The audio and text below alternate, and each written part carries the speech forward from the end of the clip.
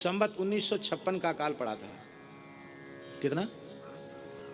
संवत 1956 में अकाल पड़ा था। बड़ा ऐतिहासिक अकाल था। तो महाराज जी बार बार संवत 1956 के अकाल की चर्चा करते थे। एक बार हमने पूछा, महाराज जी उस समय आपकी कितनी आयु थी? 20 बरस के रहे होंगे, और क्या 20 बरस से तो कम नहीं थे, 20 साल के थे। तो 1956 से, संवत 1956 से और 2056 तक 100 साल तो हो ही गए। 1956 से 2056 तक 100 साल हो गए, और अंग्रेजी सन के अनुसार 2003 में वो गए। अब थोड़ा 2003 में संवत कौन सा होगा? इसमें 2081 चल रहा है, कौन सा संवत होगा? संवत 60 होगा? नहीं,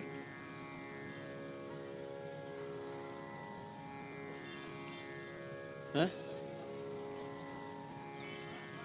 60। अब देखिए, इतना तो अपने आप मोटा मोटी हो गया उनका। रेवासा धाम में श्री अग्रदेवाचार्य जी के महाराज, उनके अग्रदेवाचार्य जी के बाद उनके शिष्य श्री विनोद अली जी आचार्य पीठ पर विराजमान हुए। 250 वर्ष तक वे विराजे। कितने वर्ष तक? 250 वर्ष गद्दी पर विराजे वो।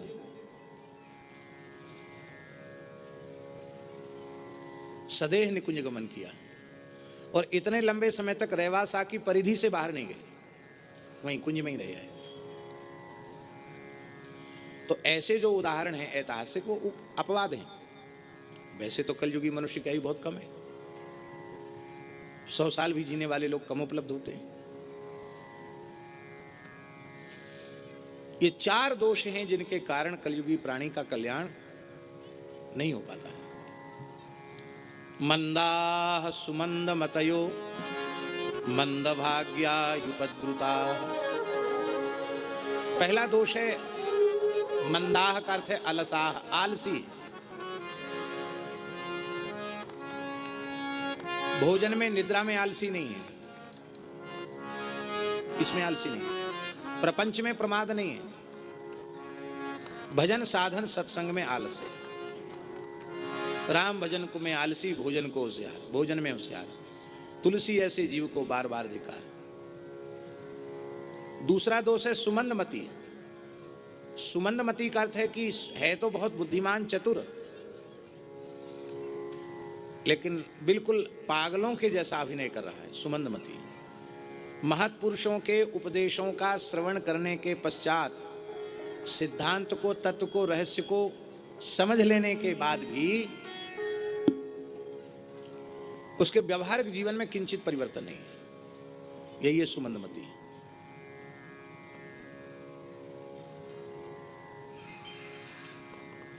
हमारे महाराज जी कहते थे, भक्तमाली जी, भारतवर्ष में सब चीज महंगी हो गई, 2 चीज बहुत सस्ती है, एक तो अध्यात्म और दूसरा आयुर्वेद।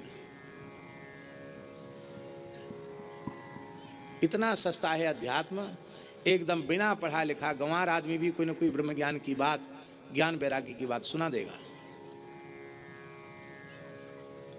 और आपको जुकाम हो जाए। तुमने सुबह कहा था ना ऑफिस ट्रिप के लिए ट्रैवल पिलो चाहिए, आज ही आ गया। सच में? ये तुम्हारे लिए कॉफी मेकर, सुबह ऑर्डर शाम को डिलीवर्ड। 10 लाख से भी ज्यादा प्रोडक्ट्स पे free same day delivery. Amazon Prime, Join Prime now। और आपसे बहुत लोग प्रेम करते हैं, तो हर आदमी कोई ना कोई बिना पूछे दवाई बताएगा। यदि आप पुस्तक और कलम लेके सावधानी से लिखने लग जाएं, तो जुकाम के ऊपर एक पुस्तक तैयार हो जाएगी। और बताने वाले को पूछो कि आपको जुकाम तो होता नहीं? नहीं, क्या करें, हमको तो बहुत पुराना जुकाम है। ले साहब,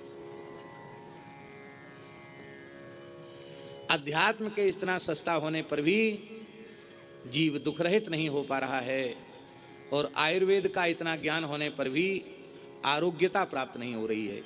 ये पीड़ा की बात। यह है सुमंदमती।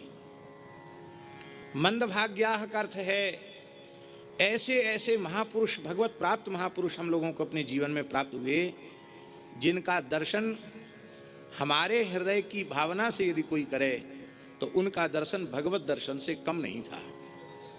भगवत दर्शन से भी अधिक था। पर ऐसे महत्पुरुषों का दर्शन करके भी हम अपने स्वभाव में, हम अपनी वृत्ति में, हम अपनी जीवनचर्या में परिवर्तन नहीं ला सके। क्या लाभ लिया उन महापुरुषों की सन्निधि का? यह है मंद भाग्य। और चौथा दोष है उपद्रवग्रस्त। माने इतने बहिर्मुखी वृत्ति वाले हो गए हैं, इतने प्रपंच में, इतने अधिक लोक व्यवहार में फंस गए हैं कि उनके कारण हम साधन की सोच कर भी साधन नहीं कर पाते। अंत में अपने को धोखा देने के लिए फिर सोचते हैं अभी तो नौकरी है, सारा समय नौकरी में चला जाता है, कभी न कभी तो सेवा मुक्त होंगे ही। अब सेवानिवृत्त होने के बाद फिर तो ईमानदारी से भजन में ही लगेंगे, कोई काम दूसरा करेंगे नहीं। पर सेवानिवृत्ति के बाद कितने लोग साधक बनते हैं? प्रायः जीवन अभिशप्त जैसा हो जाता है, समय काटे नहीं कटता है। फिर कुछ न कुछ दुष्प्रवृत्तियां भी जीवन में आ जाती हैं। शरीर की भी अवस्था ऐसी योग्य नहीं रहती कि उससे साधन हो सके। बुढ़ापा आ जाता है, अनेक प्रकार की व्याधियां लग जाती हैं। व्यापार करने वाले यही सोचते हैं, खेती करने वाले यही सोचते हैं। और एक और बात बताएं, साधु संत भी यही सोचते हैं। विचित्र बात तो यह है, जो संत महंत बड़ी संस्थाएं चला वो भी यही सोचते हैं अभी तो बहुत काम है, ये हो जाए, ये हो जाए। बाद में जब सब कुछ हो जाएगा तब एक बढ़िया सी गुफा बनाएंगे, उसमें एसी लगाएंगे, क्योंकि बरसात के समय में उसमें उमस बढ़ जाती है, जिसमें एकदम बढ़िया मौसम रहे। सुंदर सुकोमल आसन बिछाएंगे, बाहर साइन बोर्ड पर लिख देंगे कि स्वामी जी शाम को 4 से 5 ही दर्शन देते हैं, बाकी समय क्या करते हैं? अरे कुछ मत पूछो, माला ही फेरते, भजन ही करते हैं। अब ये तो भीतर वाला जाने कि क्या करते हैं, खाते सोते हैं कि क्या करते हैं, भगवान जाने क्या करते हैं। हंसाने के लिए कोई बात हम नहीं कहते। मन में तीव्र वैराग्य हो और भजन की वृत्ति हो तब भजन बनता है। तीव्र वैराग्य न हो और भजन की वृत्ति न हो तो चाहे जितनी अनुकूलता प्राप्त हो जाए, भजन नहीं बनेगा।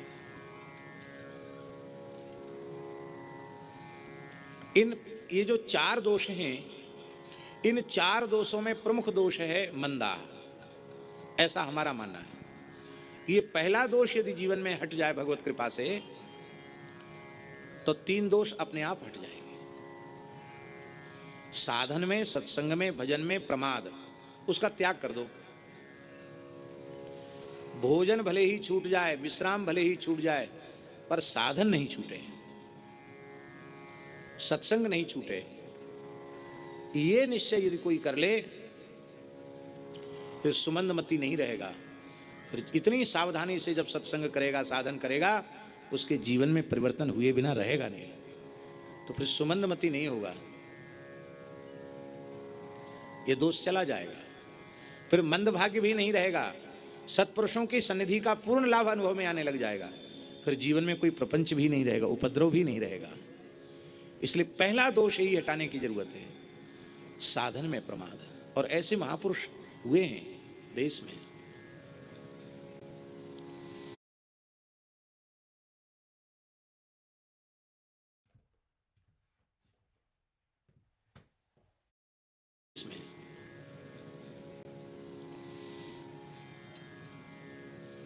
धर्म सम्राट स्वामी श्री कृपात्री जी के कमर में बहुत दर्द था, तो उनकी सेवा में रहने वाले ब्रह्मचारी ने कहा कि स्वामी जी इतनी पीड़ा है तो अब आपका, वो नियम उनका बहुत बड़ा था, अहर्निश कुछ न कुछ साधन चलता ही रहता था स्वामी जी का। तो अपना नित्य नियम हो गया, ठाकुर जी की सेवा पूजा, मानसी सेवा बाकी रहेगी। क्या मानसी सेवा भी रोज करते थे कृपात्री जी। तो उनकी सेवा में रहने वाले ब्रह्मचारी ने कहा मानसी में तो क्या है, आप लेट के कर लो। क्या कहा?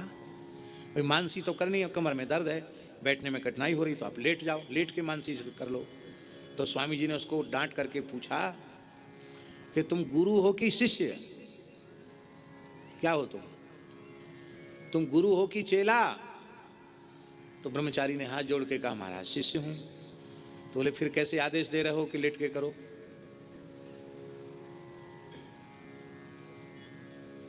तुम्हारी बात मानेंगे तो पहले लेट के करेंगे और लेटते ही सो जाएंगे तो हमारा साधन छूट जाएगा। इसलिए आज के बाद ऐसी बात मत कहना। और उसको हटा दिया उन्होंने, कहा जाओ तुम, और उतना पूरा नियम बैठ करके ही किया उन्होंने।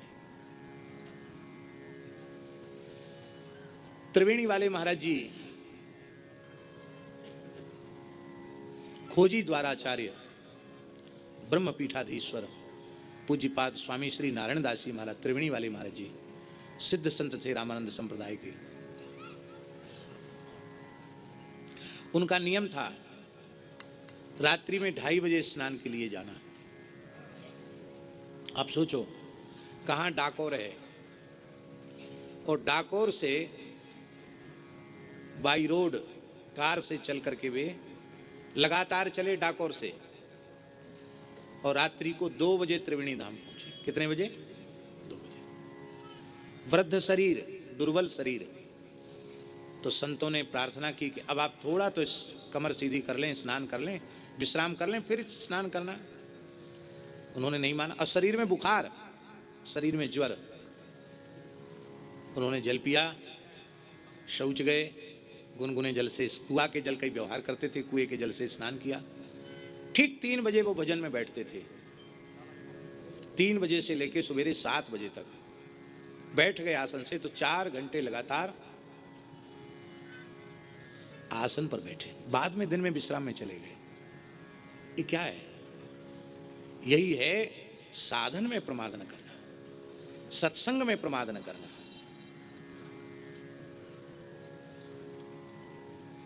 मीराबाई मंदिर के निकट वृंदावन में एक सीताराम जी का मंदिर है पुराना।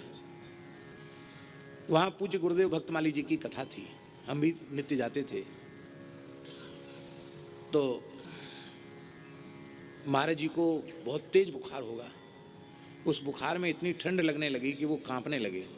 तो महाराज जी ने सामने की चौकी पकड़ी तो चौकी हिलने लगी ऐसे ऐसे। हमको लगा क्या हो गया, तो हम उठे। सच्ची घटना सुना रहे हैं आपको।